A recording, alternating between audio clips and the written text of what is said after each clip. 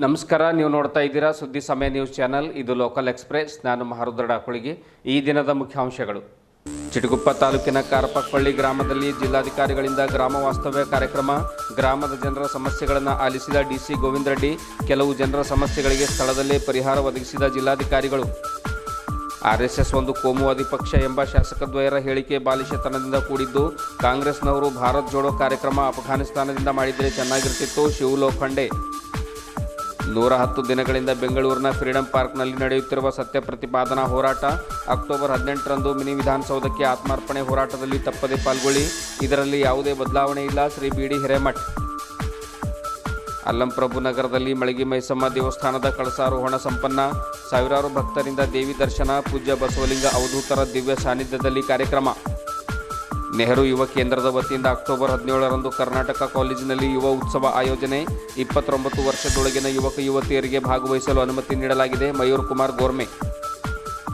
ಅಖಿಲ ಭಾರತೀಯ ರಾಜಗೊಂಡ ಮಹಾಸಭಾ ವತಿಯಿಂದ ನಗರದ ರಾಜಗೊಂಡ ಕಾಲೋನಿಯಲ್ಲಿ ಸಮ್ಮೇಳನ ಆಯೋಜನೆ. ಆದಿವಾಸಿ ಜನಾಂಗದವರಿಗೆ ಮೂಲಭೂತ ಸೌಕರ್ಯ ಒದಗಿಸುವ ಕುರಿತು ಸಮ್ಮೇಳನದಲ್ಲಿ ಚರ್ಚಿಸಲಾಗಿದೆ. ಪಿಟಿ ಶಾಮು.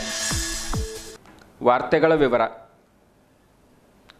ಜಿಲ್ಲಾಡಳಿತ ಹಾಗೂ ಕಂದಾಯ ಇಲಾಖೆ ವತಿಯಿಂದ ಬೀದರ್ ಜಿಲ್ಲೆಯ ಚಿಟಗುಪ್ಪ ತಾಲೂಕಿನ ಕಾರ್ಪಕ್ಪಳ್ಳಿ ಗ್ರಾಮದಲ್ಲಿ ಜಿಲ್ಲಾಧಿಕಾರಿ ಗೋವಿಂದ ರೆಡ್ಡಿಯವರು ಗ್ರಾಮ ವಾಸ್ತವ್ಯ ಕಾರ್ಯಕ್ರಮವನ್ನು ಹಮ್ಮಿಕೊಂಡಿದ್ದರು. ಜಿಲ್ಲಾಧಿಕಾರಿಗಳ ನಡೆ ಹಳ್ಳಿ ಕಡೆ ಎಂಬ ಯೋಜನೆಯಡಿಯಲ್ಲಿ ಕಾರ್ಪಕ್ಪಳ್ಳಿ ಗ್ರಾಮದ ಹಾಗೂ ಸುತ್ತಮುತ್ತಲಿನ ಗ್ರಾಮದ ಜನರ ಸಮಸ್ಯೆಗಳನ್ನು ಆಲಿಸಿ ಹಲವು ಸಮಸ್ಯೆಗಳಿಗೆ ಸ್ಥಳದಲ್ಲೇ ಪರಿಹಾರವನ್ನು ಒದಗಿಸಿದರು. ಅಲ್ಲದೆ ಜನರು ಅನೇಕ ಸಮಸ್ಯೆಗಳನ್ನು ಜಿಲ್ಲಾಧಿಕಾರಿಗಳ ಮುಂದಿಟ್ಟರು. ಜನರ ಮೂಲಭೂತ ಸಮಸ್ಯೆಗಳ ಬಗ್ಗೆ ಸೂಕ್ತವಾಗಿ ಸ್ಪಂದಿಸಿದ ಡಿಸಿಯವರು ಶೀಘ್ರವೇ ಬಗೆಹರಿಸುವಂತೆ ಅಧಿಕಾರಿಗಳಿಗೆ ಸೂಚಿಸಿದರು. ಜಿಲ್ಲಾಧಿಕಾರಿಗಳು ಕೇವಲ ಜಿಲ್ಲಾ ಕಚೇರಿಯಲ್ಲಿ ಕುಳಿತುಕೊಳ್ಳದೆ ತಾಲೂಕು ಹಾಗೂ ಹಳ್ಳಿಗಳಲ್ಲಿ ಬಿಡಾರ ಹೂಡಿ ಜನರ ಸಮಸ್ಯೆಗಳಿಗೆ ಸ್ಪಂದಿಸಬೇಕೆಂದು ಇತ್ತೀಚೆಗೆ ಸಿಎಂ ಬಸವರಾಜ ಬೊಮ್ಮಾಯಿ ಅವರು ಕೂಡ ಹೇಳಿದರು. ಹೀಗಾಗಿ ಈ ಕುಗ್ರಾಮದಲ್ಲಿ ಡಿಸಿಯವರು ಅನೇಕ ಸಮಸ್ಯೆಗಳಿಗೆ ಸ್ಪಂದಿಸಿದರು. ಅವರು ಜಿಲ್ಲಾಡಳಿತ ಬೀದರ್ ಹಾಗೂ ತಾಲೂಕಾ ಆಡಳಿತ ಚಿಟಗುಪ್ಪ ಇವರ ಸಹಯೋಗದಲ್ಲಿ ಸರ್ಕಾರಿ ಪ್ರಾಥಮಿಕ ಶಾಲೆ ಕಾರ್ಪಕ್ಪಳ್ಳಿಯಲ್ಲಿ ಹಮ್ಮಿಕೊಂಡಿದ್ದ ಜಿಲ್ಲಾಧಿಕಾರಿಗಳ ನಡೆ ಹಳ್ಳಿ ಕಡೆ ಗ್ರಾಮ ವಾಸ್ತವ್ಯ ಕಾರ್ಯಕ್ರಮವನ್ನು ಉದ್ಘಾಟಿಸಿ ಮಾತನಾಡಿದರು. ಈ ಗಡಿ ಗ್ರಾಮ ತೆಲಂಗಾಣಕ್ಕೆ 6 ಕಿಲೋಮೀಟರ್ ಅಂತರ ಇದ್ದು, ಇಲ್ಲಿ ಅರಣ್ಯ ಇಲಾಖೆಯ ಜಮೀನು ಹೆಚ್ಚಾಗಿರುವುದರಿಂದ ಮೂಲಭೂತ ಸೌಕರ್ಯಗಳ ಕೊರತೆ ಈ ಗ್ರಾಮದಲ್ಲಿ ಕಂಡುಬರ್ತಾ ಇದೆ. ಅದಕ್ಕಾಗಿ ಈ ಗ್ರಾಮದ ಸಮಸ್ಯೆಗಳಿಗೆ ಪ್ರಥಮ ಆದ್ಯತೆ ನೀಡಲಾಗುತ್ತದೆ ಎಂದು ಡಿಸಿ ಅವರು ಹೇಳಿದರು. ಗ್ರಾಮ ವಾಸ್ತವ್ಯದ ಇಂದಿನ ಕಾರ್ಯಕ್ರಮದಲ್ಲಿ 57 ಅರ್ಜಿಗಳು ಬಂದಿದ್ದು, ಕಂದಾಯ ಇಲಾಖೆ, ಸರ್ಕಾರಿ ಜಮೀನು ಸಕ್ರಮ, ಜೆಸ್ಕಾಂ, ಆರೋಗ್ಯ ಇಲಾಖೆ ಸೇರಿದಂತೆ ಇತರೆ ಇಲಾಖೆಯ ಅರ್ಜಿಗಳು ಬಂದಿದ್ದು, ಅವುಗಳನ್ನು ಆದ್ಯತೆಯ ಮೇರೆಗೆ ಬಗೆಹರಿಸಲಾಗುತ್ತದೆ ಎಂದು ಡಿಸಿಯವರು ಹೇಳಿದರು. ಕಾರ್ಪಕ್ಪಳ್ಳಿ ಗ್ರಾಮಸ್ಥರು ನಮ್ಮ ಗ್ರಾಮದಲ್ಲಿ ಚೆನ್ನಾಗಿ ರಸ್ತೆ ಮಾಡಬೇಕು, ಶಾಲೆಯಲ್ಲಿ ಶಿಕ್ಷಕರ ಕೊರತೆ ಇದೆ ಮತ್ತು ಶಾಲೆಯ ಮೂಲಭೂತ ಸೌಕರ್ಯಗಳ ಕೊರತೆ ಇದೆ, ಇತರೆ ಸಮಸ್ಯೆಗಳು ನಮ್ಮ ಗ್ರಾಮದಲ್ಲಿ ಸಾಕಷ್ಟು ಇವೆ ಎಂದು ಜಿಲ್ಲಾಧಿಕಾರಿಗಳಿಗೆ ಮನವಿಯನ್ನು ಮಾಡಿಕೊಂಡರು. ಈ ಕಾರ್ಯಕ್ರಮದಲ್ಲಿ ಜಿಲ್ಲಾ ಪಂಚಾಯತ್ ಉಪ ಕಾರ್ಯದರ್ಶಿ ವಿಜಯಕುಮಾರ್ ಮಡ್ಡೆ, ಜಿಲ್ಲಾ ಸಮಾಜ ಕಲ್ಯಾಣ ಅಧಿಕಾರಿ ಗಿರೀಶ್ ರಂಜೋಳ್ಕರ್, ಚಿಟಗುಪ್ಪ ತಹಸೀಲ್ದಾರರಾದ ರವೀಂದ್ರ ಧಾಮ, ಉಡಂನಳ್ಳಿ, ಗ್ರಾಮ ಪಂಚಾಯತ್ ಅಧ್ಯಕ್ಷರಾದ ಸಂತೋಷ್ ಚೌಕಿ, ಜಿಲ್ಲಾ ಪಂಚಾಯತ್ ಮುಖ್ಯ ಯೋಜನಾಧಿಕಾರಿ ಎಸ್ ಮಠಪತಿ, ಚಿಟಗುಪ್ಪ ತಾಲೂಕು ಕಾರ್ಯನಿರ್ವಾಹಕ ಅಧಿಕಾರಿಗಳಾದ ಅಕ್ರಮ್ ಪಾಷಾ, ಜಿಲ್ಲಾ ಮಟ್ಟದ ವಿವಿಧ ಇಲಾಖೆಯ ಅಧಿಕಾರಿಗಳು ಹಾಗೂ ಕಾರ್ಪಕ್ಪಳ್ಳಿ ಗ್ರಾಮದ ಗ್ರಾಮ ಪಂಚಾಯತ್ ಸದಸ್ಯರು ಹಾಗೂ ಗ್ರಾಮಸ್ಥರು ಉಪಸ್ಥಿತರಿದ್ದರು.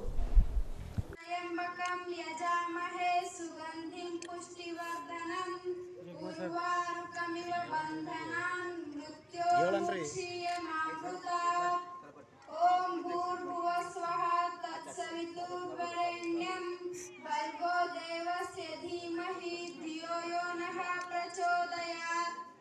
ओम सर्वमंगलमांगल्ये शिवे सर्वार्थसाधिके शरण्ये त्र्यंबके देवी नारायणी नमोस्तुते। हर ओम नमस्ते अस्तु भगवान् विश्वेश्वराय महादेवाय त्रयंबकाय त्रिपुरांतकाय त्रिकर्मिकालाय कालाग्निरुद्राय नीलकंठाय मृत्युंजयाय सर्वेश्वराय सदाशिवाय श्रीमन्महादेवाय नमः।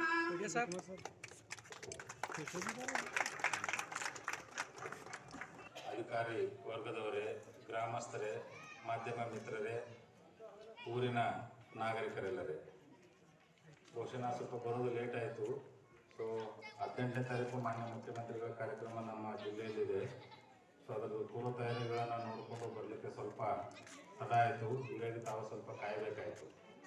ಅದಕ್ಕೆ ಕ್ಷಮೆ ಇರಲಿ ಅಂತೇಳಿ ಹೇಳ್ತಾ, ಸೊ ಇದುವರೆಗೆ ಮುಂಜಾನೆಯಿಂದ ನಮ್ಮ ತಹಸೀಲ್ದಾರ್ ಇದೇ ಗ್ರಾಮದಲ್ಲಿ ಇದ್ದಾರೆ. ಸೊ ಅವ್ರಿಗೆ ಒಟ್ಟು 57 ಅಪ್ಲಿಕೇಶನ್ಸ್ ಬಂದಿದ್ದಾವೆ. ಸೊ ಇದರಲ್ಲಿ ವಿಶೇಷವಾಗಿ ಕಂದಾಯ ಇಲಾಖೆಗೆ ಅದರಲ್ಲಿಯೂ ಸರ್ಕಾರಿ ಜಮೀನಲ್ಲಿ ಸಕ್ರಮ ಖನನಕ್ಕಾಗಿ ಅರ್ಜಿಗಳು ಒಂದು 19 ಬಂದಿದ್ದಾವೆ. ಉಳಿದದ್ದು ಒಂದು 11 ಲ್ಯಾಂಡ್ ಆರ್ಮಿದು ಕೆಲಸ ಸರಿ ಇಲ್ಲ ಅಂತೇಳಿ ಕಂಪ್ಲೇಂಟ್ ಬಂದಿದೆ. ಇನ್ನು ಉಳಿದದ್ದು ಒಂದು 4 ಜೆಸ್ಕಾಮ್, ಸೊ ಪಿ ಡಿ ಒದೊಂದು 11, ಸಮಾಜ ಕಲ್ಯಾಣ ಇಲಾಖೆ ಒಂದು 3, ಆರೋಗ್ಯ ಇಲಾಖೆ 3 ಬಂದಿದ್ದಾವೆ. ಈ ಎಲ್ಲ ಅಪ್ಲಿಕೇಶನ್ಸನ್ನು ನಾವು ಪ್ರಯಾರಿಟಿ ಮೇಲೆ ಇಲ್ಲೇ ಬಗೆಹರಿಸ್ತೀವಿ. ಸೊ ಯಾವ ಬಗೆಹರಿಸೋಕೆ ಆಗಲ್ಲ ಅವಕ್ಕೆ ನಾವು ತಾಲೂಕು ಆಫೀಸ್ಗಳಿಗೆ ಒಯ್ದು ಅದರ ನಿಯಮಾನುಸಾರ ಕ್ರಮಗಳನ್ನು ಕೈಗೊಳ್ತೀವಿ. ಇತ್ತೀಚೆಗೆ ಕೆಪಿಸಿಸಿ ಕಾರ್ಯಾಧ್ಯಕ್ಷರು ಹಾಗೂ ಭಾಲ್ಕಿ ಶಾಸಕರಾದ ಶ್ರೀ ಈಶ್ವರ್ ಖಂಡ್ರೆ ಅವರು ಹಾಗೂ ಬೀದರ್ ದಕ್ಷಿಣ ಕ್ಷೇತ್ರದ ಶಾಸಕರಾದ ಬಂಡೆಪ್ಪ ಕಾಶಂಪುರ್ ಅವರು ಆರ್ಎಸ್ಎಸ್ ಒಂದು ಕೋಮುವಾದಿ ಪಕ್ಷ ಎಂದು ಹೇಳಿದ್ದು ಪತ್ರಿಕೆಯಲ್ಲಿ ಪ್ರಕಟವಾಗಿದೆ. ಇದು ಖಂಡನೀಯ ಮತ್ತು ಅದರ ಹೇಳಿಕೆ ಬಾಲಿಶತನದಿಂದ ಕೂಡಿದೆ ಎಂದು ರಾಷ್ಟ್ರೀಯ ಸ್ವಯಂ ಸೇವಕ ಸಂಘದ ಭಾಲ್ಕಿ ತಾಲೂಕಾ ಅಧ್ಯಕ್ಷರಾದ ಶಿವ ಲೋಖಂಡೆ ಅವರು ತಿಳಿಸಿದರು. ಆರ್ಎಸ್ಎಸ್ ಬಗ್ಗೆ ಮಾತನಾಡುವ ಹಕ್ಕು ಇಬ್ಬರೂ ಶಾಸಕರಿಗಿಲ್ಲ, ಏಕೆಂದರೆ ನಾವೆಲ್ಲ ಒಂದು ಎನ್ನುವ ಭಾವನೆ ದೇಶದಲ್ಲಿ ಬಿತ್ತಿದ್ದೇ ಆರ್ಎಸ್ಎಸ್. ಕಾಂಗ್ರೆಸ್ನವರು ಮಾಡುತ್ತಿರುವುದು ಭಾರತ್ ಜೋಡೋ ಅಲ್ಲ, ಅದು ಭಾರತ್ ತೋಡೋ ಆಗಿದೆ. ಭಾರತ ಜೋಡೋ ಕಾರ್ಯಕ್ರಮ ಅಫ್ಘಾನಿಸ್ತಾನದಿಂದ ಆರಂಭ ಮಾಡಿದರೆ ಚೆನ್ನಾಗಿರ್ತಿತ್ತು ಎಂದು ಶಿವ ಲೋಖಂಡೆಯವರು ಲೇವಡಿ ಮಾಡಿದರು. ಎಒ ಹ್ಯೂಮ್ ಸ್ಥಾಪಿಸಿದ ಕಾಂಗ್ರೆಸ್ ಪಕ್ಷವನ್ನು ವಿಸರ್ಜನೆ ಮಾಡಿದರೆ ಉತ್ತಮ ಎಂದು ಲೋಖಂಡೆ ಹೇಳಿದರು. 2-3 ದಿವಸಗಳ ಹಿಂದೆ ನಮ್ಮ ಭಾಲ್ಕಿಯ ಶಾಸಕರು ಕರ್ನಾಟಕದ ಕಾಂಗ್ರೆಸ್ ಕಾರ್ಯಾಧ್ಯಕ್ಷರಾಗ್ತಕ್ಕಂಥ ಈಶ್ವರ್ ಖಂಡ್ರೆ ಅವರು RSS ಕೋಮುವಾದಿ ಅಂತೇಳಿ ಇನ್ನೊಂದು ಪತ್ರಿಕೆಯಲ್ಲಿ ಬಂದಿದ್ದು ನೋಡಿ, ಇದಕ್ಕೆ ನೋಡ್ಬೇಕಾದ್ರೆ ನಾವು ಏನದ ಇದಕ್ಕೆ ಖಂಡಿಸಿ ಇವತ್ತೇನದ RSS ಬಗ್ಗೆ ಮಾತನಾಡಿದವರು ಯಾವ ಪರಿಸ್ಥಿತಿಯಲ್ಲಿದ್ದಾರೆ, ಈ ದೇಶದಲ್ಲಿ ಏನದ ಕಾಂಗ್ರೆಸ್ ಯಾವ ಮಟ್ಟಕ್ಕೆ ಹೋಗಿದೆ RSS ಮಾತಾಡಿದರು. ಅದೇ ರೀತಿ ನನಗನ್ನಿಸ್ತದ ನಮ್ಮ ಶಾಸಕರಿಗೂ ಕೂಡ ಇವು ಕಾಂಗ್ರೆಸ್ ಇವು ಶಾಸಕರು ಏನದ ಇವತ್ತು ನಮ್ಮ ಬಗ್ಗೆದಾಗ ಮಾತಾಡಿದ್ದು, ಸಂಘದ ಬಗ್ಗೆದಾಗ ಮಾತಾಡಿದ್ದು, ಅವ್ರಿಗೂ ಏನದ ಇವತ್ತೇನದ ಜನ ತಕ್ಕ ಪಾಠ ಕಲಿಸ್ತಾರೆ. RSS ಬಗ್ಗೆ ಮಾತನಾಡ್ತಕ್ಕಂಥ ಹಕ್ಕು ಈಶ್ವರ್ ಖಂಡ್ರೆ ಅವ್ರಿಗೂ ಇಲ್ಲ, ಬಂಡೆಪ್ಪ ಕಾಶಂಪುರಿ ಅವ್ರಿಗೂ ಇಲ್ಲ. ಈ ದೇಶದಲ್ಲಿ ನಾವೆಲ್ಲ ಒಂದು ಅಂತಕ್ಕಂಥ ಕೆಲಸ ಯಾವುದಾದ್ರೂ ಮಾಡಿದ್ರೆ RSS ಮಾಡಿದೆ. RSS ಬಗ್ಗೆ ಮಾತನಾಡೋದು ಸೂಕ್ತ ಅಲ್ಲ. ಮತ್ತೊಂದು ವಿಷಯ, ಕಾಂಗ್ರೆಸ್ ಏನದ ಎಒ ಹೋಮ್ ಸ್ಥಾಪಿಸ್ತಕ್ಕಂಥ ಕಾಂಗ್ರೆಸ್ ಏನದ ವಿಸರ್ಜನೆ ಮಾಡಿದ್ರೆ ಭಾಳ ಒಳ್ಳೇದಾಗ್ತದೆ. ಇವರೇನು ನಮ್ಮಲ್ಲಿ ಭಾರತ್ ಜೋಡೋ ಕಾರ್ಯಕ್ರಮ ಮಾಡೋದಕ್ಕಿಂತ ಭಾರತ್ ತೋಡೋ ಕಾರ್ಯಕ್ರಮ ಮಾಡ್ತಾ ಇದ್ದಾರೆ. ಇವರು ಈ ದೇಶದಲ್ಲಿ ಒಂದು ಅಶಾಂತಿ ವಾತಾವರಣ ನಿರ್ಮಾಣ ಮಾಡ್ತಾ ಇದ್ದಾರೆ. ಇವತ್ತು ಇವ್ರದ್ದು ಕಾಂಗ್ರೆಸ್ 50 ವರ್ಷಗಳ ಹಿಂದೇನದ ಇವತ್ತೇನದ ದೇಶ ವಿಭಜನೆ ಆಗ್ಲಿಕ್ಕೆ ಏನದ ಕಾರಣ ಕಾಂಗ್ರೆಸ್ ಇತ್ತು. ಇವರು ಭಾರತ್ ಜೋಡೋ ಮಾಡೋ ಕಾರ್ಯಕ್ರಮ ಏನದ ಅಫ್ಘಾನಿಸ್ತಾನದಿಂದ ಚಾಲೂ ಮಾಡಬೇಕು, ಇವರೇನದ ಭಾರತದಲ್ಲಿ ಮಾಡ್ತಕ್ಕಂಥ ಅವಶ್ಯಕತೆ ಇಲ್ಲ ಅಂಥೇಳಿ ಈ ಮುಖಾಂತರ ತಿಳಿಸ್ತೀನಿ. ನಾನು ಶಿವ ಲೋಖಂಡೆ ಭಾಲ್ಕಿ. ಸುಮಾರು 110 ದಿವಸಗಳಿಂದ ಬೇಡ ಜಂಗಮ ಸಮಾಜದ ರಾಜ್ಯಾಧ್ಯಕ್ಷರಾದ ಶ್ರೀ BD ಹಿರೇಮಠ ಅವರ ನೇತೃತ್ವದಲ್ಲಿ ಬೆಂಗಳೂರಿನ ಫ್ರೀಡಂ ಪಾರ್ಕ್ನಲ್ಲಿ ಸತ್ಯ ಪ್ರತಿಪಾದನಾ ಹೋರಾಟ ನಡೆಯುತ್ತಿದೆ.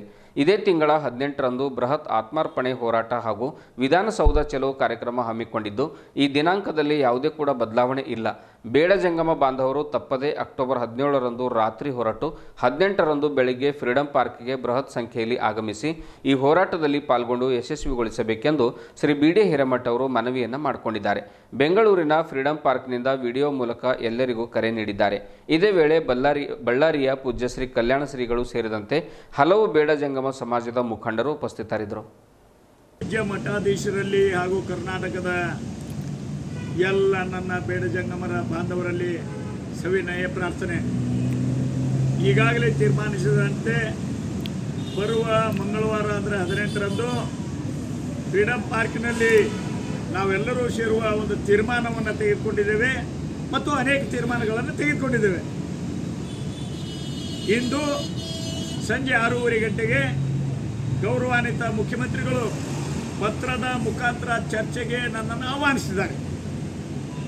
ಕಾರಣ ಇಂದು ಸಂಜೆ ಹೋಗ್ತೇವೆ, ಆದರೆ ನಮಗೆ ಸಮಾಧಾನ ತಂದಿದೆ. ಆದರೆ ತೀರ್ಮಾನಗಳಾಗಬೇಕು ಸರ್ಕಾರದಿಂದ ಅಂತೇಳಿ ನಮ್ಮ ಈ ಸತ್ಯ ಪ್ರತಿಪಾದನಾ ಸತ್ಯಾಗ್ರಹ ಪ್ರಾರಂಭ ಆಗಿದೆ. ಇದು ಜಗಜ್ಜಾಹೀರ, ಎಲ್ಲರಿಗೂ ಗೊತ್ತಿದೆ, ಇಲಾಖೆಯವರಿಗೂ ಗೊತ್ತಿದೆ, ಸರ್ಕಾರಕ್ಕೂ ಗೊತ್ತಿದೆ, ಜನರಿಗೂ ಗೊತ್ತಿದೆ, ನಮಗೂ ಸಹ ಗೊತ್ತಿದೆ. ಆ ಕಾರಣಕ್ಕಾಗಿ 18ನೇ ತಾರೀಕು ಏನು ಫ್ರೀಡಂ ಪಾರ್ಕ್ನಲ್ಲಿ ನಾವೆಲ್ಲರೂ ರಾಜ್ಯದ ಎಲ್ಲ ಪೂಜ್ಯರು ಹಾಗೂ ಬೇಡ ಜಂಗಮರು ಕೂಡಲಿಕ್ಕೆ ಏನು ತೀರ್ಮಾನವನ್ನು ತೆಗೆದುಕೊಂಡಿದ್ದೇವೆ, ನಾವೆಲ್ಲರೂ ತಪ್ಪದೆ ಬರಬೇಕು. ಇದರಲ್ಲಿ ಯಾವುದೇ ಬದಲಾವಣೆ ಇಲ್ಲ. ಮುಖ್ಯಮಂತ್ರಿಗಳು ಕರೆದಿದ್ದಾರೆ, ನಮಗೆ ಸಂತೋಷ ತಂದಿದೆ. ಆದರೆ ಸರ್ಕಾರದಿಂದ ತೀರ್ಮಾನ ಆಗಲಿಕ್ಕೆ ಇದು ಪ್ರಥಮ ಹೆಜ್ಜೆ ಅಂತ ತಿಳಿದಿದ್ದೇನೆ. ಅದಕ್ಕೆ ತಾವೆಲ್ಲರೂ ಸಹ ಯಾವ ತಮ್ಮ ಕೆಚ್ಚದೆಯನ್ನು ಇಟ್ಕೊಂಡು ಈಗಾಗಲೇ ತಮ್ಮೆಲ್ಲರ ತೀರ್ಮಾನದಂತೆ 18ನೇ ತಾರೀಕಿನ ಈ ಸತ್ಯಾಗ್ರಹಕ್ಕೆ ತಾವೆಲ್ಲರೂ ಆಗಮಿಸಬೇಕು. ಇದರಲ್ಲಿ ಬದಲಾವಣೆ ಇಲ್ಲ. ಕರ್ನಾಟಕದ ಎಲ್ಲ ಬೇಡ ಜಂಗಮ ಮಠಾಧೀಶರಲ್ಲಿ ಮತ್ತು ಬೇಡ ಜಂಗಮ ಸಮಾಜದ ಎಲ್ಲ ಬಾಂಧವರಲ್ಲಿ ಶರಣಾರ್ಥಿಗಳು ಸತ್ಯ ಪ್ರತಿಪಾದನಾ ಸತ್ಯಾಗ್ರಹದ 108ನೇ ದಿನದ ಈ ಒಂದು ಸತ್ಯಾಗ್ರಹಕ್ಕೆ ಈ ಹಿಂದೆ ಕರೆದಂತೆ 18/10/2022 ಮಂಗಳವಾರ ಬೆಳಗ್ಗೆ 10:30 ಗಂಟೆಗೆ ಎಲ್ಲರೂ ಫ್ರೀಡಮ್ ಪಾರ್ಕ್ಗೆ ಬರಬೇಕಾಗಿ ವಿನಂತಿ. ಈ ಕಾರ್ಯಕ್ರಮದಲ್ಲಿ ಯಾವುದೇ ಕೂಡ ಬದಲಾವಣೆ ಇಲ್ಲ. ಸಮಸ್ತ ನಾಡಿನ ಬೇಡ ಜಂಗಮರು ಮಠಾಧೀಶರು ಬರಬೇಕಾಗಿ ಮತ್ತೊಮ್ಮೆ ಕಳಕಳಿಯ ಮನವಿ. ಈ ಸಂಜೆ CM ಅವರು ಔಪಚಾರಿಕವಾಗಿ ನಮ್ಮ ಒಕ್ಕೂಟದ ರಾಜ್ಯಾಧ್ಯಕ್ಷರಾಗಿರ್ತಕ್ಕಂಥ BD ಹಿರೇಮಠ ಅವರಿಗೆ ಒಂದು ಮಾತುಕತೆಗೆ ಕರೆದಿದ್ದಾರೆ. ಅದು ಏನೇ ಆಗಲಿ 18ನೇ ತಾರೀಕು ಇಟ್ಟಿರ್ತಕ್ಕಂಥ ಸತ್ಯಾಗ್ರಹದ ಕಾರ್ಯಕ್ಕೆ ಎಲ್ಲರೂ ಕೂಡ ಕೈಗೂಡಿಸಬೇಕು ಅಂತೇಳಿ ಕೇಳ್ಕೊಳ್ತಾ ಇದ್ದೀನಿ. ಪೂಜ್ಯ ಶ್ರೀ ಮಲ್ಲಯ್ಯಗಿರಿ ಪೀಠದ ಶ್ರೀ ಬಸವಲಿಂಗ ಅವಧೂತರ ದಿವ್ಯ ಸಾನ್ನಿಧ್ಯದಲ್ಲಿ ಮಳಗಿ ಮೈಸಮ್ಮ ತಾಯಿಯ ಮಂದಿರದ ಕಳಸಾರೋಹಣ ಕಾರ್ಯಕ್ರಮ ಅತ್ಯಂತ ಯಶಸ್ವಿಯಾಗಿ ಬೀದರ್ ನಗರದ ಅಲ್ಲಂಪ್ರಭು ನಗರದಲ್ಲಿ ಜರುಗಿತು. ಓಣಿಯ ಸಾವಿರಾರು ಭಕ್ತರು ಈ ಕಳಸಾರೋಹಣ ಕಾರ್ಯಕ್ರಮವನ್ನು ನೋಡಿ ಕಣ್ತುಂಬಿಕೊಂಡರು. ಇದೇ ವೇಳೆ ವಿರಶೆಟ್ಟಿ ಪಾಟೀಲ್, ವಿಜಯ್ ರೆಡ್ಡಿ, ಬಸವಂತರಾವ್ ಪಾಟೀಲ್, ರಾಜ್ಕುಮಾರ್ ಚನ್ನಳ್ಳಿ, ವೈಜನಾಥ್ ಬಿದ್ರೆ, ರಾಮಲಿಂಗ ಸ್ವಾಮಿ, ಬಸವರಾಜ್ ನಾವದಗಿ, ಮಲ್ಲಿಕಾರ್ಜುನ್ ಅಲ್ಮಾಜೆ, ಸಂಜುಕುಮಾರ್ ರುದ್ನೂರ್, ನಾಗಶೆಟ್ಟಿ ಪಾಟೀಲ್, ಇಂದ್ರಕಾಂತ್ ರಾಜಗಿರೆ, ಸಂಜುಕುಮಾರ್ ಮೂಲ್ಗೆ, ಶಿವಶಂಕರ್ ಪಾಟೀಲ್, ಶಿವಶರಣಪ್ಪ ಗಣೇಶ್ಪುರ್, ಉಮೇಶ್ ಕಾಳೇಕರ್, ಕೃಷ್ಣಪ್ಪ ಕಾಳೇಕರ್ ಸೇರಿದಂತೆ ಅನೇಕರು ಉಪಸ್ಥಿತರಿದ್ದರು. ಸಾವಿರಾರು ಭಕ್ತರು ಮಹಾಪ್ರಸಾದವನ್ನು ಸವಿದು ತಾಯಿಯ ದರ್ಶನವನ್ನು ಪಡೆದು ಪುನೀತರಾದರು. ಇಂದು ಮಳಗಿ ಮೈಸಮ್ಮ ದೇವಸ್ಥಾನದ ಕಳಸಾರೋಹಣ ಕಾರ್ಯಕ್ರಮ ಇವತ್ತು ಕೈಲಾಸ ನಗರದ ಗಣೇಶ ಮಂದಿರದಿಂದ ರಥವನ್ನು ಮಹಿಳೆಯರು ಹೊತ್ತುಕೊಂಡು ಬಡವಣೆ ಎಲ್ಲ ಗಣ್ಯರು ಮಾತೆಯರು ಅತಿ ವಿಜೃಂಭಣೆಯಿಂದ ಕಳಸವನ್ನು ಹೊತ್ತುಕೊಂಡು ಕಳಸಾರೋಹಣ ಕಾರ್ಯಕ್ರಮಕ್ಕೆ ಭಾಳ ಯಶಸ್ವಿ ಅರ್ಥಪೂರ್ವಕವಾಗಿ ಕೋಲಾಟ ವಿವಿಧ ಕಾರ್ಯಕ್ರಮವನ್ನು ಮುಖಾಂತರ ಇವತ್ತು ಭಾಳ ಅದ್ಧೂರಿಯಾಗಿ ನಮ್ಮ ಬಡಾವಣೆ ಅಲ್ಲಂಪ್ರಭು ನಗರದಲ್ಲಿ ಮೈಸಮ್ಮ ದೇವಿಯ ಒಂದು ಕಳಸಾರೋಹಣ ಕಾರ್ಯಕ್ರಮವನ್ನು ಭಾಳ ಅದ್ಧೂರಿಯಾಗಿ ಮಾಡಿದ್ದಾರೆ. ಆ ಕಾರ್ಯಕ್ರಮಕ್ಕೆ ಬಸವಲಿಂಗ ಅವಧೂತಪುರ ಗುರುಜಿಗಳು ಅಧ್ಯಕ್ಷತೆಯನ್ನು ವಹಿಸಿ ಪೂಜ್ಯರ ಹಸ್ತದಿಂದ ಕಳಸವನ್ನು ನೆರವೇರಿಸಲಾಗಿದೆ. ಅದಕ್ಕಾಗಿ ಈ ಬಹಳ ದಿವಸದಿಂದ ಈ ಕಳಸದ ಕೆಲ ಕಾರ್ಯವನ್ನು ನಿಂತಿತ್ತು. ಇವತ್ತು ಪೂರ್ಣ ಆಗಿದೆ. ಇವತ್ತು ಮಹಿಳೆಯರು, ಮಕ್ಕಳು, ಬಡಾವಣೆ ಎಲ್ಲ ಗಣ್ಯರು ಎಲ್ಲರೂ ಸೇರಿ ವಿವಿಧ ಬಡಾವಣೆಯಿಂದ ಬಂದು ಪ್ರಸಾದವನ್ನು ಸ್ವೀಕಾರ ಮಾಡಿ ದರ್ಶನವನ್ನು ಪಡೆದು ಧನ್ಯರಾಗಿದ್ದಾರೆ.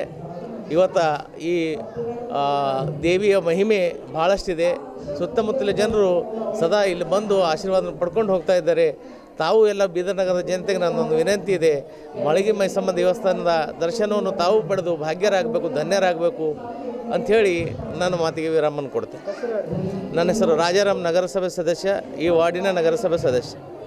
ತಮ್ಮ ಮಂದಿರ ಅಲ್ಲಂಪ್ರಭು ನಗರ್ ಕಳಸಾರೋಹಣ ಇವತ್ತು ಪ್ರೋಗ್ರಾಮ್ ಜರುಗಿದೆ.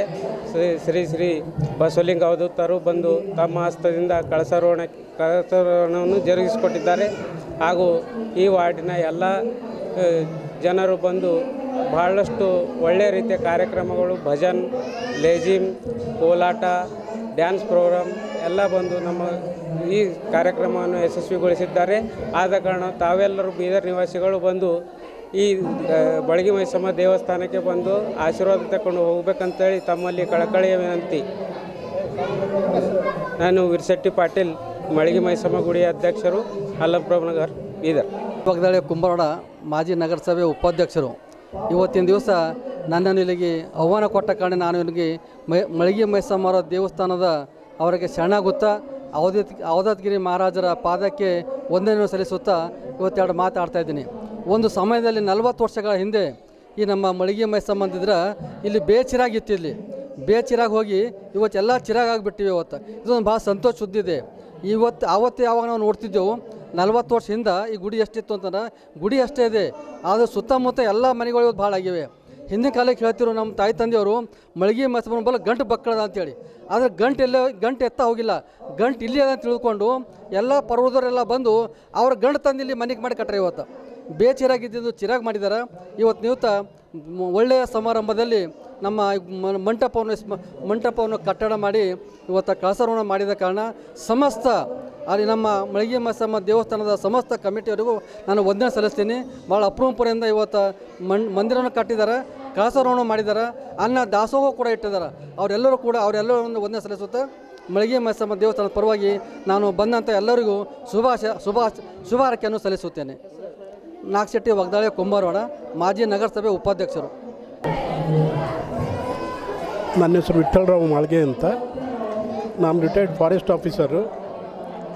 ಇಲ್ಲಿ ಇದ್ದು ನಮ್ಮ ಅಲ್ಲಂ ಪ್ರಭು ನಗರದಾಗ ನಾ ಬರೋದಕ್ಕಿಂತ ಮೊದಲಿಂದನೂ ಏನಪ್ಪ ಅಂತಂದ್ರೆ ಮಳಿಗೆ ಮೈಸಮ್ಮ ದೇವಸ್ಥಾನ ಇದೆ. ನಾವು ಬಂದಮೇಲಿಂದ ಇಲ್ಲಿ ಪ್ರತಿ ವರ್ಷ ಏನಪ್ಪ ಅಂತಂದ್ರೆ ಇಲ್ಲಿ ಪ್ರೋಗ್ರಾಮ್ ಆಗ್ತದೆ, ಕಾಂಡ ಆಗ್ತದೆ. ಎಲ್ಲರೂ ಏನಪ್ಪ ಅಂತಂದರೆ ಈ ಗಲ್ಲಿ ಜನ ಎಲ್ಲ ಒತ್ತಟ್ಟಿ ಕೂಡಿ ತಾಯಿ ಪೂಜೆ ಮಾಡ್ತಾರೆ. ಈ ವರ್ಷದ ವಿಶೇಷ ಅಂದ್ರೆ ಇದಕ್ಕೇನಪ್ಪ ಅಂತಂದರೆ ಇದಕ್ಕೆ ಇಂಪ್ರೂವ್ಮೆಂಟ್ ಮಾಡಿ ಕಳಸ ಕೂಡಿಸೋದಿತ್ತು, ಕಳಸಾರೋಹಣ ಅಂತ. ಎಲ್ಲರೂ ಒಕ್ಕಟ್ಟಾಗಿ ಕುಂತು ಮತ್ತೇನಪ್ಪ ಅಂತಂದ್ರೆ ಸಾರ್ವಜನಿಕರದು ನಮ್ಮದೇನಪ್ಪ ಅಂದ್ರೆ ಮತ್ತು ನಮ್ಮ ಸಾರ್ವಜನಿಕ ಪ್ರತಿನಿಧಿಗಳದು ಮತ್ತು ಗಲ್ಲಿದೆಲ್ಲ ಹೆಣ್ಮಕ್ಳು ಸಣ್ಣವ್ರದ್ದು ದೊಡ್ಡವ್ರದ್ದು ಎಲ್ಲರದ್ದು ಏನಪ್ಪ ಅಂದ್ರೆ ಸಹಕಾರದಿಂದ ಈ ಒಂದು ಕಳಸಾರೋಹಣ ಏನಪ್ಪ ಅಂದ್ರೆ ಭಾಳ ಯಶಸ್ವಿ ಆಯಿತು. ಇದಕ್ಕೆಲ್ಲ ಏನಪ್ಪ ನೆರೆದಂಥ ನಮ್ಮೆಲ್ಲದ್ದು ಸಹೋದರರು ಸಹೋದರಿಯರು ಅಕ್ಕ ತಂಗಿಯರು ತಾಯಂದಿರು ಮತ್ತೇನಪ್ಪ ಅಂದ್ರೆ ಎಲ್ಲ ಮಿತ್ರ ವೃಂದ ಎಲ್ಲರೂ ಕೂಡ ಏನಪ್ಪ ಅಂದ್ರೆ ಈ ಒಂದು ಕಳಸಾರೋಹಣ ಏನಪ್ಪ ಅಂತಂದ್ರೆ ಭಾಳ ಏನಪ್ಪ ಅಂದ್ರೆ ಯಶಸ್ವಿಗೊಳಿಸಿದ್ದಾರೆ. ಅದಕ್ಕಾಗಿ ಏನಪ್ಪ ಅಂದ್ರೆ ಎಲ್ಲರಿಗೂ ಇದಕ್ಕೆ ನೇರವಾಗಿ ಮತ್ತು ಪರೋಕ್ಷವಾಗಿ ಎಲ್ಲರೂ ಏನಪ್ಪ ಅಂದ್ರೆ ಸಹಾಯ ನೀಡಿದಂಥ ಪ್ರತಿಯೊಬ್ಬರಿಗೂ ಕೂಡ ಈ ಮಳಿಗೆ ಮೈಸಮ್ಮ ಏನು ಇದು ಅಭಿವೃದ್ಧಿ ಸಹಕಾರ ಸಂಘ ಇದೆ ಅವ್ರ ವತಿಯಿಂದ ಏನಪ್ಪ ಅಂತಂದ್ರೆ ಎಲ್ಲರಿಗೂ ಏನಪ್ಪ ಅಂತಂದರೆ ನಾವು ಧನ್ಯವಾದ ಅರ್ಪಿಸ್ತೀವಿ. Thank you. ನೆಹರು ಯುವ ಕೇಂದ್ರದ ವತಿಯಿಂದ ಅಕ್ಟೋಬರ್ 17ರಂದು ನಗರದ ಕರ್ನಾಟಕ ಕಾಲೇಜಿನಲ್ಲಿ ಯುವ ಉತ್ಸವವನ್ನು ಹಮ್ಮಿಕೊಳ್ಳಲಾಗಿದೆ. 29 ವರ್ಷದೊಳಗಿನ ಯುವಕ ಯುವತಿಯರು ಈ ಉತ್ಸವದಲ್ಲಿ ಪಾಲ್ಗೊಳ್ಳಬಹುದು. ಪ್ರಬಂಧ ಸ್ಪರ್ಧೆ, ಭಾಷಣ ಸ್ಪರ್ಧೆ, ಜನಪದ ಕಲೆ, ಸಾಹಿತ್ಯ ಕುರಿತು ಸ್ಪರ್ಧೆಗಳನ್ನು ಏರ್ಪಡಿಸಲಾಗಿದೆ. ವಿಜೇತರಿಗೆ ಪ್ರಥಮ, ದ್ವಿತೀಯ ಮತ್ತು ತೃತೀಯ ಬಹುಮಾನವನ್ನು ವಿತರಣೆ ಮಾಡಲಾಗ್ತಾ ಇದೆ. ಆದ್ದರಿಂದ ಯುವಕ ಯುವತಿಯರಿಗೆ ಅಂದಿನ ದಿವಸ ಆಗಿಂದಾಗಲೇ ನೋಂದಣಿ ಮಾಡಿಸುವ ಸೌಲಭ್ಯ ಕೂಡ ಒದಗಿಸಲಾಗಿದೆ. ಜಿಲ್ಲೆಯ ಯುವ ಜನಾಂಗ ಹೆಚ್ಚಿನ ಸಂಖ್ಯೆಯಲ್ಲಿ ಈ ಉತ್ಸವದಲ್ಲಿ ಪಾಲ್ಗೊಂಡು ವಿವಿಧ ಸ್ಪರ್ಧೆಯಲ್ಲಿ ಭಾಗವಹಿಸಿ ಬಹುಮಾನ ಹಾಗೂ ಪ್ರಮಾಣ ಪತ್ರವನ್ನು ತಮ್ಮದಾಗಿಸಿಕೊಳ್ಳಬೇಕೆಂದು ನೆಹರು ಯುವ ಕೇಂದ್ರದ ಜಿಲ್ಲಾ ಯುವ ಸಮನ್ವಯಾಧಿಕಾರಿಗಳಾದ ಮಯೂರ್ ಕುಮಾರ್ ಗೋರ್ಮೆ ಮನವಿಯನ್ನು ಮಾಡಿಕೊಂಡಿದ್ದಾರೆ. दोस्तों, मेरा नाम मयूर कुमार कैलाश गोर्मे, मैं डिस्ट्रिक्ट यूथ ऑफिसर नेहरू युवा केंद्र संगठन जो कि ministry of youth affairs and sports के अंडर काम करता है, गवर्नमेंट ऑफ इंडिया। दोस्तों, जिस तरीके से आपको पता ही है कि हमारे डिपार्टमेंट की तरफ से हम डिस्ट्रिक्ट लेवल युवा उत्सव प्रोग्राम करने जा रहे हैं 17 तारीख को कर्नाटक कॉलेज के अंदर। तो इस तरीके के गाइडलाइन हमने पेपर के माध्यम से सभी तक पहुँचा दिए हैं। साथ ही साथ ये जो हम प्रेस के थ्रू आपको बताना चाह रहे हैं, जिससे ज़्यादा से ज़्यादा युवा जो कि 15 से 29 उम्र के अंदर आते हैं, तो उन तक हमें ये मैसेज पहुंचाना ज़रूरी है, क्योंकि इसके अंदर हम चाहते हैं कि जो टोटल 6 इवेंट होने वाले हैं, जैसे कि मोबाइल फोटोग्राफी रहेगा, उसके बाद में पेंटिंग कंपटीशन रहेगा, पोएम राइटिंग रहेगा, डिक्लेमेशन कॉन्टेस्ट रहेगा, यूथ कन्वेंशन होने वाला है, युवा संवाद, और साथ ही साथ में हमारा कल्चरल फेस्टिवल होने वाला है, जिसके अंदर हम ट्रेडिशनल और फोक डांस को प्रमोट करना चाह रहे हैं।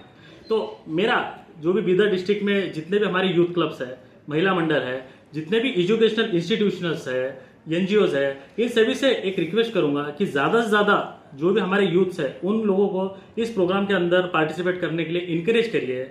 जो कि हमने पहले इसका ऑनलाइन रजिस्ट्रेशन की लास्ट डेट रखे थे, फिर भी कोई यूथ छूटना नहीं चाहिए। हमें काफ़ी कॉलेजेस से फ़ोन आए हैं कि लास्ट डेट खत्म होने की वजह से उनके स्टूडेंट पार्टिसिपेट करना चाहते हैं लेकिन नहीं कर पा रहे हैं। तो इसके लिए हमने ऑन द स्पॉट रजिस्ट्रेशन की फैसिलिटी भी कराई है। तो आप कर्नाटक कॉलेज में सुबह 9 बजे के पहले आप आके रजिस्ट्रेशन कर दीजिए, जिससे आपको ये मौका छूटे ना, जिसके अंदर जो भी जिसके अंदर उनको एक कैश प्राइज दिया जाएगा, साथ ही साथ में सर्टिफिकेट भी दिया जाएगा। और इन विनर्स में से कुछ लोगों को हम स्टेट लेवल भेजने वाले हैं, और जो भी स्टेट लेवल से जीतेंगे तो आगे वो नेशनल लेवल तक पार्टिसिपेट कर सकते हैं। ಅಖಿಲ ಭಾರತೀಯ ರಾಜಗೊಂಡ ಮಹಾಸಭಾ ವತಿಯಿಂದ ನಗರದ ಶಹಾಪುರ್ ಗೇಟ್ ಸಮೀಪದಲ್ಲಿರುವ ರಾಜಗೊಂಡ ಕಾಲೋನಿಯಲ್ಲಿ 2022ನೇ ಸಾಲಿನ ಸಮ್ಮೇಳನ ಜರುಗಿತು. ಈ ಸಮ್ಮೇಳನವು ಅಕ್ಟೋಬರ್ 15ರಿಂದ 17ರವರೆಗೆ ಸುಮಾರು 3 ದಿವಸಗಳ ಕಾಲ ಜರುಗಲಿದ್ದು, ಮೊದಲನೇ ದಿವಸ ಮಹಾಸಭಾದ ಜಿಲ್ಲಾಧ್ಯಕ್ಷ PT ಶ್ಯಾಮು ಅವರು ಸುದ್ದಿಗಾರರೊಂದಿಗೆ ಮಾತನಾಡಿ, ನಮ್ಮ ರಾಜಗೊಂಡ ಆದಿವಾಸಿ ಜನಾಂಗದವರಲ್ಲಿ ಶಿಕ್ಷಣದ ಸಮಸ್ಯೆ, ಉದ್ಯೋಗದ ಸಮಸ್ಯೆ ಹಾಗೂ ಮೂಲಭೂತ ಸೌಕರ್ಯಗಳು ತುಂಬ ಕಡಿಮೆ ಇದೆ. ಇವುಗಳನ್ನು ಸರ್ಕಾರದ ವತಿಯಿಂದ ಪಡೆಯಲು ಈ ಸಮ್ಮೇಳನ ಹಮ್ಮಿಕೊಳ್ಳಲಾಗಿದೆ. ನಮ್ಮ ಆದಿವಾಸಿ ಜನಾಂಗದವರಿಗೆ ಇಡೀ ದೇಶದಾದ್ಯಂತ ನಿರ್ಲಕ್ಷ್ಯ ಮಾಡಲಾಗಿದೆ. ಈ ಎಲ್ಲ ಸುವಿಧಾಗಳನ್ನು ಪಡೆಯಲು ಬೀದರ್ನಲ್ಲಿ ನಡೆದ ಈ ಸಮ್ಮೇಳನಕ್ಕೆ ಮಹಾರಾಷ್ಟ್ರ, ಛತ್ತೀಸ್ಗಢ, ಮಹಾರಾಷ್ಟ್ರ, ತೆಲಂಗಾಣ, ಉತ್ತರ ಪ್ರದೇಶ ಸೇರಿದಂತೆ ಹಲವು ರಾಜ್ಯಗಳಿಂದ ಆಗಮಿಸಿದ್ದಾರೆ. ಹೋರಾಟದ ಮುಖಾಂತರ ನಮ್ಮ ಸಮಾಜವನ್ನು ಮುಖ್ಯವಾಹಿನಿಗೆ ತರುವ ಪ್ರಯತ್ನವನ್ನು ನಿರಂತರವಾಗಿ ಮಾಡುತ್ತೇವೆ ಎಂದು ಶಾಮು ಅವರು ಹೇಳಿದರು. सभी को नमस्कार। मैं PT शामू, राजगौंड समाज अध्यक्ष बीदर। ये हमारे कॉलोनी राजगौंड कॉलोनी और शाइन कॉलेज के पास है। यहाँ पर एक भव्य एक कार्यक्रम का नियोजन करे हैं, जिसका 3 दिन उसका प्रोग्राम है। उसका डेट है 15, 16, 17, जिसका मुख्य उद्देश्य क्या है बोले तो हमारे लोगों में शिक्षा कम है, रोजगार कम है, और हमारे जो समाज को संविधान में जितना जो मूलभूत सौलभ्य जो मिलने वाला है वो नहीं मिल रहा है। ये खाली कर्नाटक में ही नहीं, पूरा इंडिया में हमारे 52 जगह पे हमारे राजगौंड समाज के भाई बंधु रहते हैं। और कॉलोनी ऐसे बड़े बड़े कॉलोनी हैं जहाँ पर 2000, 3000, 4000, 5,000 के पॉपुलेशन है, लेकिन उनको मूलभूत सौलभ्य नहीं मिल रहा है।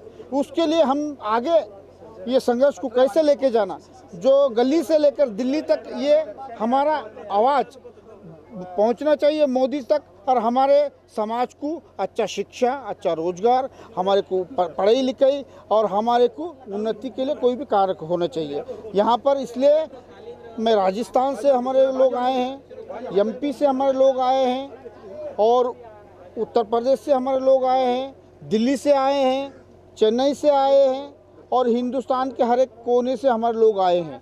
ज़्यादातर लोग महाराष्ट्र से आए हैं। कैसा हो तो महाराष्ट्र में 23 जगह पे हमारे राजगौंड बस्तियां हैं, जो कम से कम 50 लाख से ऊपर लोग हैं, 50,000 से ऊपर लोग हैं।